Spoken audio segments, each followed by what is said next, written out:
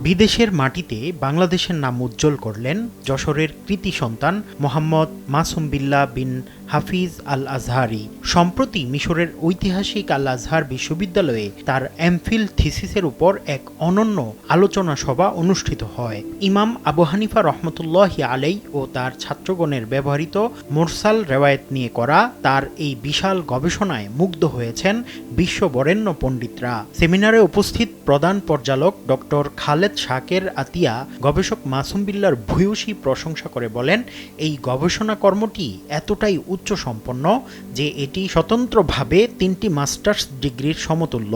المرة الأولى المجلدان الأولان يستحق عليهما رسالة ماجستير، والمجلد الثالث والرابع يستحق عليهما أيضا رسالة ماجستير، وأدب وأخلاق وجهد وصبر وصبره واجتهاده وإشرافه ومشرفه يستحق رسالة ثالثة।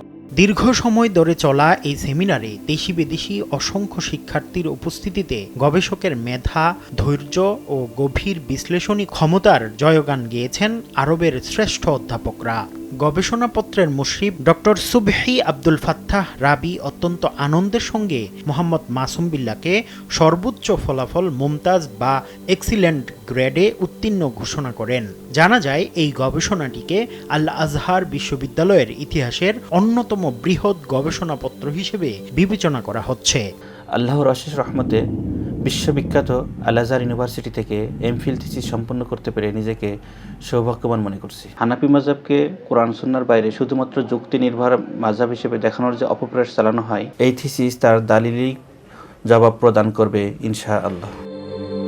যশোরের এক সম্ভ্রান্ত পরিবারে জন্ম নেয়া এই মেধাবী গবেষক বাংলাদেশের কওমি ও আলিয়া উভয় ধারার শিক্ষা ব্যবস্থায় সাফল্যের স্বাক্ষর রেখেছেন। ফরিদাবাদ ও হাটাজারি মাদ্রাসার পাঠ চুকিয়ে উচ্চশিক্ষার উদ্দেশ্যে পাড়ি জমান মিশরে।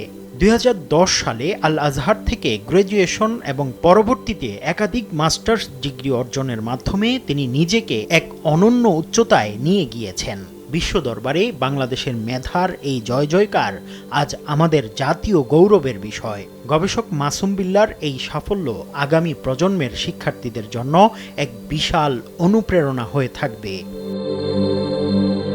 মুফতি আব্দুল্লাহ তামিম, সময় সংবাদ।